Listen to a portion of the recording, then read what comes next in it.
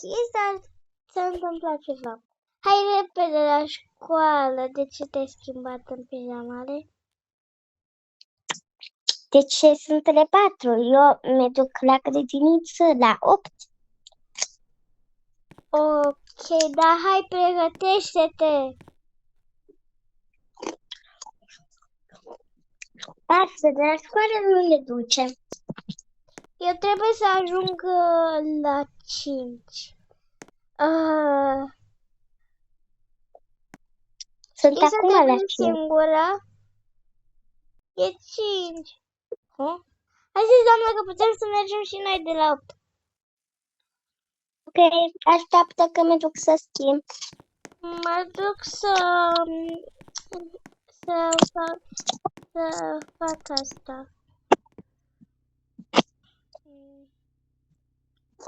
Să fac aici. Să-mi hăbăvădu. Așteptăm. Am uitat să costă.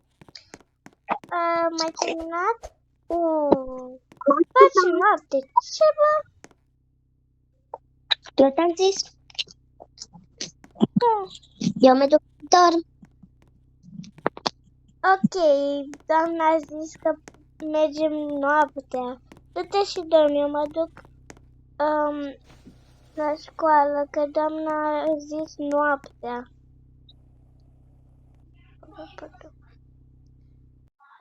Cine să dormi?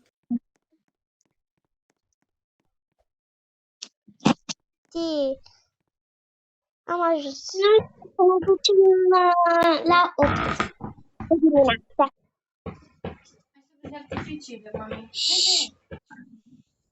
Avem pictură. Ok. Wow, ce tare a făcut. Ok, acum